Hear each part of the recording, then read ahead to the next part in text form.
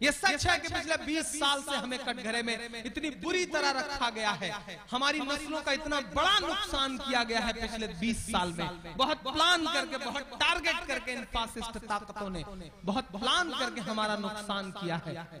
लेकिन इसका एक फायदा भी हुआ है नौजवान दोस्तों। इस फायदे के पहलू को जल्दी कोई नहीं समझेगा। इसका एक फायदा यह हुआ है कि कश्मीर से लेकर के कन्याकुमारी तक और नेपाल के बॉर्डर से लेकर के राजस्थान के बॉर्डर तक डंडा लेकर के भैंस चराने वाला आम मुसलमान भी मान चुका है कि अगर इस मुल्क में जिंदा रहना है तो बच्चों को पढ़ाना पड़ेगा। ये एहसास जागा है। दुनिया का कोई मुल्क, दुनिया का कोई सिस्टम परफेक्ट नहीं होता।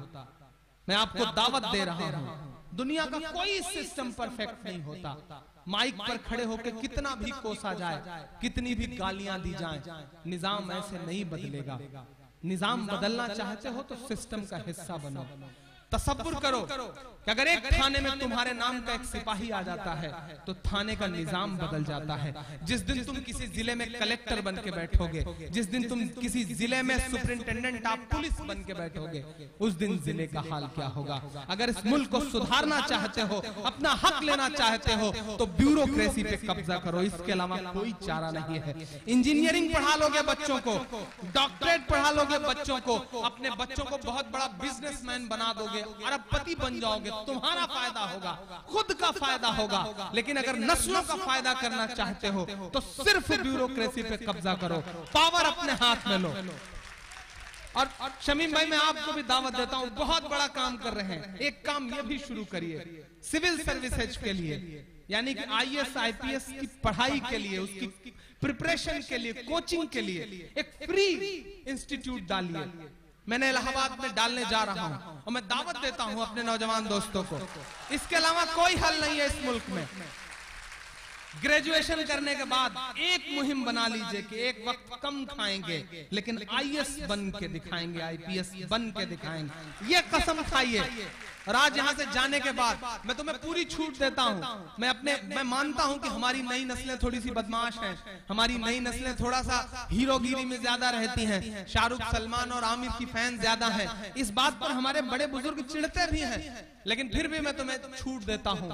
जितना चाहो मस्ती करो, जितना चाहो घूमो फिरो, जिस तरह की चाहो टी शर्ट पहनो, जीन्स पहनो, लेकिन दो चीज जिंदगी में अहद कर लो, कुछ भी करो लेकिन अजान हो तो मस्जिद का रुख कर लो, जाओ नमाज पढ़ो, उसके बाद जो करना है करो, क्योंकि नमाज हर चीज से रोकती है, हर बुराई से रोकती है। एक दिन इंशाअल्लाह तमाम बुराइयां खत्म हो जाएंगी। और दूसरी एक बात अपने दिल के अंदर बैठा लो कि नहीं, बहुत हो चुका, बहुत झेल चुके हमारे बड़े बुजुर्ग, बहुत झेल चुके हमारे पुरखे।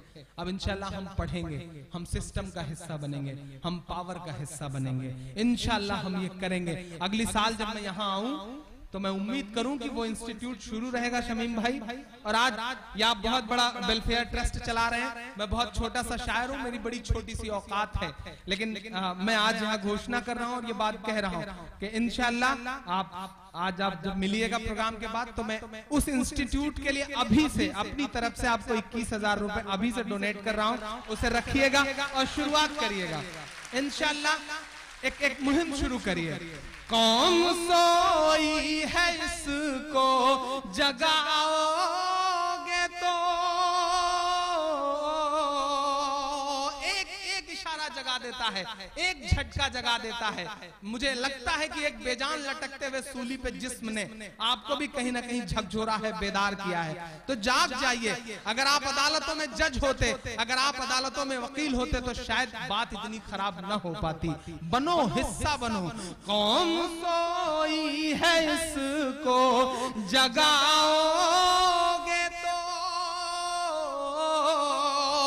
कौम सोई है इसको जगाओगे तो, ये समझ लेना हम लोग तूफान हैं, हम मुसलमान हैं, हम मुसलमान हैं, हम मुसलमान हैं, हम मुसलमान हैं।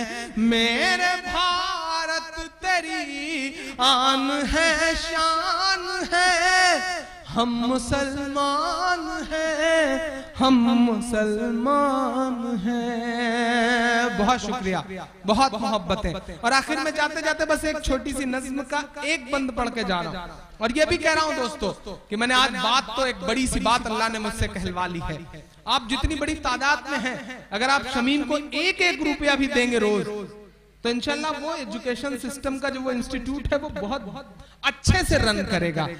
गुटके में से एक रुपया खर्च कर देना कि चलो ये आने वाली नस्लों के लिए दे रहा हूं, ये कर लोगे तो इंशाल्लाह 10 साल में पता नहीं क्या हो जाएगा। 10 साल में मैं बदलते हुए हिंदुस्तान को देख रहा हूं। मैं तो वो ख्वाब लेके चला हूं। जब मैं मुशायरों में आया चाचा, तो मुझसे ये कहा गया कि इमरान साहब, जो पढ़ रहे हो इसमें शायरी नहीं है, जो पढ़ रहे हो इसे अदब में कहीं जगह नहीं मिलेगी। जो तुम पढ़ते हो नज़्में, वो मरने के बाद किताबों में नहीं पढ़ाई जाएंगी।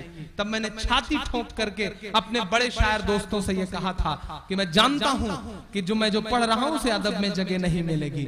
मैं ये भी जानता हूं कि मैं जो पढ़ रहा हूं इसे मेरे मरने के बाद किताबों में नहीं पढ़ाया जाएगा। लेकिन मैं ये भी जानता हूं कि इंशाअल्लाह मैं जीते जी इंकलाब जरूर पैदा कर जाऊंगा। मैं उस कोशिश में लगा हुआ हूं, मैं उस मुहिम में आपके साथ हूं। इस मिशन का हिस्सा बनिए, पढ़ाइए अपने बच्चों को। जब तक पढ़ाओगे नहीं, वो तो चाहते हैं कि हम जाहिल रहें, वो तो चाहते हैं कि हम पंचर जोड़ने वाले बन के रह जाएं, वो तो चाहते हैं कि हमारे हाथ में सिर्फ ट्रक और टैक्सी का स्टीयरिंग रहे, वो ये चाहते हैं कि हम सिर्फ पल्लेदार बन के रह जाएं, वो ये चाहते हैं कि हम सिर्फ मजदूर बन के रह जाएं। लेकिन मैं आपसे गुजारिश कर रहा हूं, और मेरी माएं बहनें भी यहाँ बैठी हैं, सबसे बड़ी गुजारिश आपसे करता हूं, आप किसी बच्चे का सबसे पहला स्कूल होती हैं। आप अपनी गोद में जब बच्चे को लेती हैं तो उसी दिन तय हो जाता है कि इस बच्चे को बनना क्या है। आप अहद करिए कि घर से एक चुटकी जो है आटा वो हर दिन रखे जाएंगे उस बच्चे की पढ़ाई के लिए, लेकिन बच्चे को पढ़ाएंगे। ये अहद कर लीजिए, थोड़ा सा अपने आप को बदलिए, इंशाल्लाह निजाम बदलेगा। मैं एक बहुत छोटी सी नज़्म का एक बंद पढ़ दूं, बहुत सारा वक्त हो गया, 11 बजने को आ गए। उसके बाद चूंकि प्राइज डिस्ट्रीब्यूशन भी होना है, मैं एक मदरसा जी मैं वो भी पढ़ दूं। अच्छा, वो 4 मिसरे, चूंकि पढ़ाई की बड़ी बातें हो रही हैं, जियाउल हक के 4 मिसरे के लिए इनका हुक्म हो रहा है। चूंकि मैं उस जिले से हूं जहां जियाउल हक के साथ वो दुर्घटना हुई, जहां वो हादसा हुआ।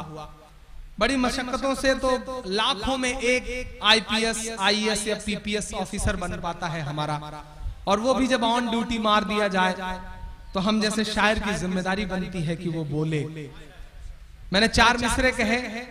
एक बड़ी बात कहता हूं कि जिस शख्स ने वो पूरा वाकया अंजाम दिया वो मेरे जिले का एक बहुत ताकतवर इंसान है। माइक पर खड़े होकर के मोदी से लेके ओबामा तक के बारे में बोलना बड़ा आसान है, लेकिन अपने जिले में खड़े होकर के अपने जिले के जालिम के खिलाफ बोलना बड़ा मुश्किल काम है। लेकिन मैंने बोला है आपकी दुआओं के भरोसे। मैं सिर्फ इसलिए बोल लेता हूं कि जब मैं किसी मंच पे खड़ा होता हूं, किसी माइक पर खड़ा होता हूं और बोलना शुरू करता हूं, तो मेरी आंखों के सामने शिवपुर का मंजर आ जाता है कि हजारों माएं बहनें मेरे लिए दुआएं करती हैं। मेरी आंखों में हिंदुस्तान के किसी शहर का मंजर आ जाता है, तब मैं कह देता हूं